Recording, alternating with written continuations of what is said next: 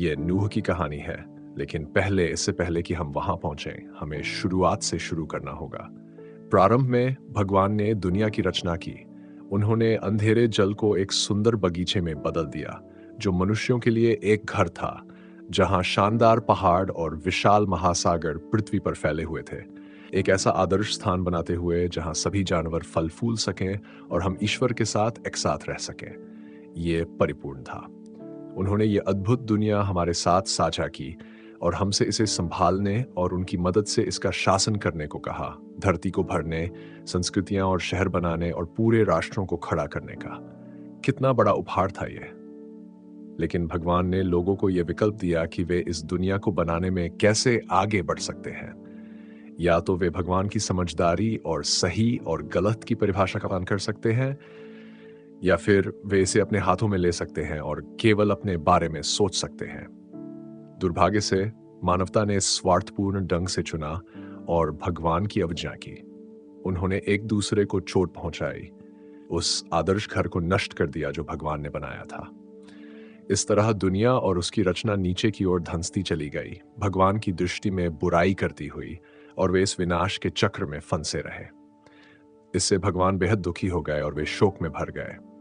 इतने दुखी कि भगवान ने सारी बुराई, सारा अन्याय और दुनिया की सारी क्रूरता को खत्म करने के लिए एक बहुत बड़ा बाढ़ भेजने का निर्णय लिया, ताकि वह सब कुछ नष्ट कर सकें जो गलत था और उन लोगों को जो गलत कर रहे थे। बाढ़। आप ये कहानी सुनकर सोच सकते हैं कि भगवान गुस्से में थे, लेकिन यह वास्तव में भगवान के लोगों के प्रति अविश्वसनीय प्रेम से शुरू होती है। उनकी निरंतर अवज्ञा ने भगवान को दुखी किया। बाइबल में स्पष्ट रूप से लिखा है कि इससे उनका दिल टूट गया। उत्पत्ति। इसलिए मानव जाति के प्रति उनके प्रेम और इस दुनिया की अच्छाई को बनाए रखने की उनकी तीव्र इच्छा के कारण उन्होंने इसे बाढ़ से साफ कर दिया। लेकिन वहां एक आशा की किरण थी। एक धर्मी व्यक्ति था जो उस समय धरती पर अकेला निर्दोष व्यक्ति था, और वह भगवान के साथ वफादारी से चलता था। उसका नाम नूह था। नूह, उसकी पत्नी और उसके 3 बच्चे मानव जाति के लिए भगवान की उद्धार योजना बन गए। भगवान ने नूह को चुना और वादा किया कि वे उसके माध्यम से जीवन को सुरक्षित रखेंगे। उन्होंने नूह को एक नाव बनाने के निर्देश दिए जो एक विशाल नाव जैसी थी, और कहा कि वह उसमें हर प्रकार के 2 जानवरों और पक्षियों को रखे, साथ ही वह सारा खाना जो उन्हें जीवित रहने के लिए चाहिए।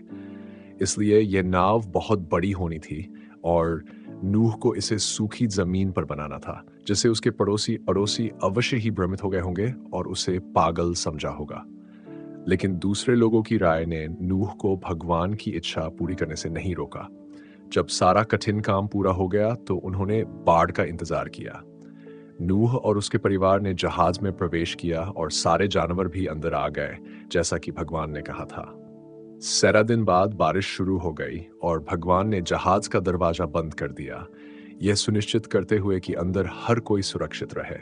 बाइबल कहती है कि भगवान ने आकाश की खिड़कियां और गहरे सागर के फव्वारे खोले और पृथ्वी पर ढेर सारा पानी आया। यह 60 दिनों और 60 रातों तक लगातार बरसता रहा। बाढ़ और ऊंची होती गई, यहाँ तक कि सबसे ऊंचे पर्वत भी डूब गए। लेकिन नूह, उसका परिवार और सारे जानवर नाव में सुरक्षित थे। उद्धार योजना काम कर रही थी। बारिश रुकने के बाद भी यह समाप्त नहीं हुआ। वे पानी के ऊपर तैरती नाव में 1 साल से ज्यादा समय तक फंसे रहे। यह कितना लंबा समय था। नूह ने अवश्य ही बहुत अनिश्चितता महसूस की होगी और उनके मन में कई सवाल आए होंगे। यह कितने समय तक चलेगा? यह कब समाप्त होगा? इन सब के बीच में भी नूह भगवान के प्रति आज्ञाकारी रहे। भगवान ने नूह, उसकी पत्नी और उसके 3 बेटों को याद किया, और कुछ समय बाद उन्होंने पृथ्वी पर हवा चलने दी, जिससे बाढ़ का पानी उतरने लगा। 5 महीने बाद नाव एक पर्वत के ऊपर आकर ठहर गई। कुछ और महीने बीत गए और अन्य पहाड़ भी दिखाई देने लगे। 40 दिन बाद नूह ने एक खिड़की खोली और एक कौवे को छोड़ा।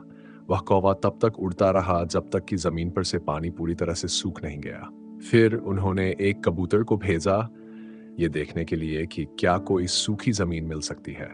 लेकिन कबूतर को कोई जगह नहीं मिली और वह लौट आया, क्योंकि जमीन अब भी पानी में डूबी हुई थी। 1 हफ्ते बाद नूह ने फिर से कबूतर को भेजा। इस बार कबूतर शाम को वापस लौटा और अपनी चोंच में एक ताजा तोड़ा हुआ जैतून का पत्ता लाया। आखिरकार पानी उतर गया था। नूह ने एक और सप्ताह इंतजार किया और फिर से कबूतर को भेजा फे और इस बार वो वापस नहीं लौटा। इसका मतलब था कि कबूतर ने एक नया घर ढूंढ लिया था। लंबा इंतजार आखिरकार समाप्त हुआ। नूह, उसका परिवार और सारे जानवर अब फंसे नहीं थे। भगवान ने उन्हें जहाज से बाहर निकलने को कहा ताकि वे पृथ्वी पर फिर से फल फूल सकें और फैल सकें। यह सब नूह की आज्ञाकारिता के बिना संभव नहीं होता। लेकिन सबसे पहली बात जो नूह ने की वह थी कि उन्होंने भगवान की उपासना के लिए एक वेदी बनाई और उनके उद्धार के लिए उन्हें धन्यवाद दिया। फिर भगवान ने नूह के साथ एक वाचा की जो एक बहुत ही विशेष वादा है, और भगवान ने वादा किया कि फिर कभी बाढ़ से पृथ्वी को नष्ट नहीं करेंगे। यहाँ तक कि ये जानते हुए भी कि मनुष्य बुरे काम करना जारी रखेंगे और उन्हें दुखी करेंगे। भगवान ने आकाश में एक इंद्रधनुष रखा ताकि नूह को याद रहे कि वह अपने वादे को अवश्य निभाएंगे। जैसे भगवान ने नूह के माध्यम से सभी मानव जाति को बचाया, वैसे ही एक दिन वे अपने पुत्र यीशु को पृथ्वी पर भेजेंगे ताकि अपनी अंतिम उद्धार योजना को पूरा कर सकें। यीशु सभी लोगों और सभी पापों का दंड अपने ऊपर लेंगे, क्योंकि भगवान हमसे बहुत प्यार करते हैं और ताकि यीशु में विश्वास के द्वारा हम फिर से उनके करीब आ सकें। नूह की कहानी और भगवान की कृपा से प्रोत्साहित होकर हम सब भी उनकी योजना का पालन कर सकते हैं।